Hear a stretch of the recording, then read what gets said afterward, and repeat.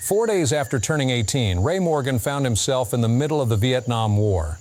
Attached to a mechanized infantry unit, he spent most days on patrol, smashing through thick jungle in search of an elusive enemy. More often than not, he found that enemy.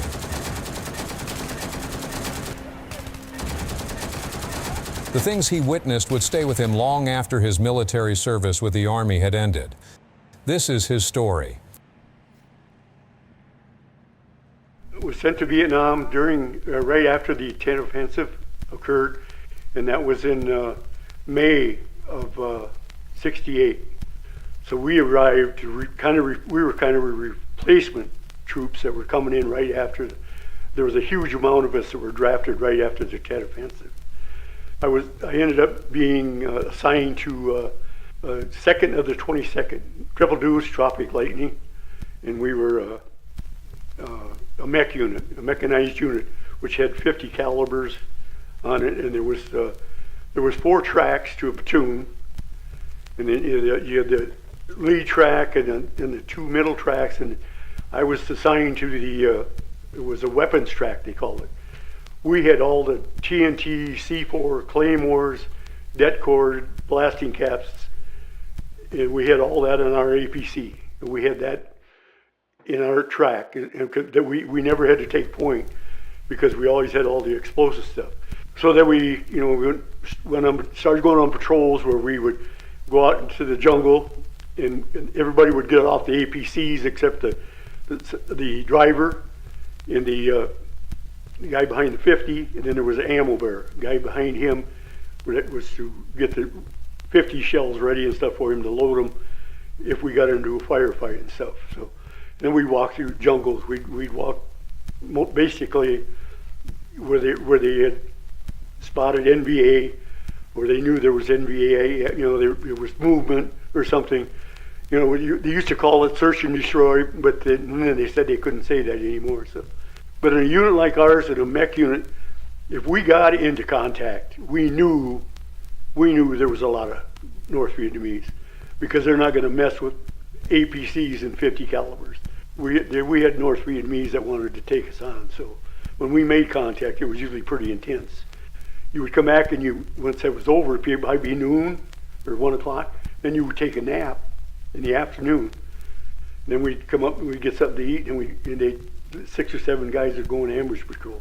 We'd get together, and you'd say, you're going to be the radio guy, you're going to carry the 60, you're going to be charged at sitting up claymore. And when you carried the 60, even when we went on these patrols in the jungle, when you walk, you get one guy carried the 60. I usually carried the 60, was like 23 pounds, and I usually put it up above my helmet and carry the thing, because you carry 23 pounds, and then I had 400 rounds of ammo that were and each guy in the squad had to carry 100 rounds of ammo for me. And we went around one of these patrols all day, and it was hot, and we were tired. Anyway, we set up that night, and I had to go on LP. It was lookout post. Lookout post, you go at about 150, it was 150, 200 yards in front of the APC. So then it was dark. So we had to start. We couldn't talk, but we had a radio deal. Every once they would send out, then you hit so many clicks, to make sure you were there and everything was all right. And I said, well, I'll take the first watch, and I was dead tired. So I'm sitting there, and we're at elephant grass, and elephant grass can be 6 foot high.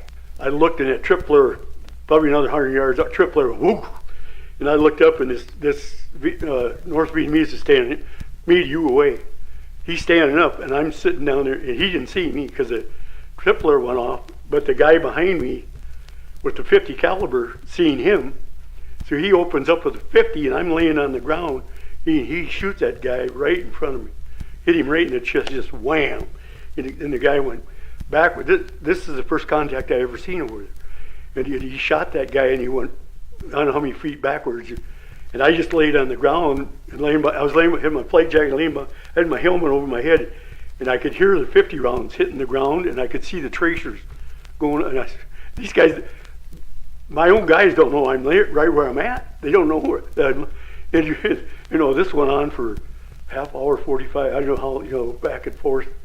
And what happened, it was their patrol. They weren't actually trying to overrun us. They accidentally, they stepped on us. They didn't know we were there. The North Vietnamese. They were, and this guy, it happens the next, well, before that I crawled back underneath that tin. They let up on, that 50 let up, and I slid down underneath that tin with the two black guys. And the guy on the radio said, okay, he said, we're going to hold our fire. You guys get up and come on in. It's like 2 o'clock in the morning. And they're dropping, by then they're dropping the parachute flares, and lighting things up and stuff. So you could see pretty well, yeah, you see pretty well. And we started saying, well, you go first. No, you go first. And I said, I'm not going to win this argument. Two black guys and me, they didn't say nothing, but I said, I'm going to go. I got up and I just took off. And I run, and we had concertina wire in front of the APC. I went right through it. I stepped right through over the top. I seen it, but I don't remember hitting it. And them two, I looked back and them two black guys were in the concertina wire, pants. They're hollering, how'd you get through there? I don't remember. And I sat down behind the APC and I just sat there and I, holy shit, what just happened? And you're growing up, like I said, as a kid in Humboldt High School, and so you don't realize that people killed each other. I mean, it hit me that this is the real thing. People are getting killed, and this is actually happening. This is the real thing. All through high school, even when I watched that news, it's not really real. People don't do that to each other.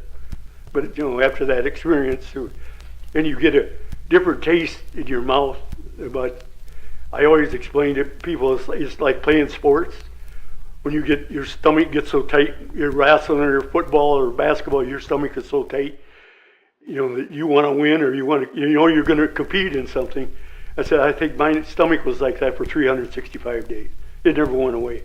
That next day, we went out there. Here, this guy that they had shot right in front of me was a Chinese officer. He had a brand new 45 pistol on his weight, he never even had it out of his holster. But he tripped the guy behind him had tripped that flare, but he would have walked right into me. If that flare wouldn't want, he'd have walked right in. But that guy shot him, and he was that officer. They said that pistol was brand new. Looked like it had never been shot. Some guy took that pistol. I was pretty much a rookie. I didn't know what was going on. But I said, holy crap, that 50 just, like you shoot a gopher, he was parts all over the place.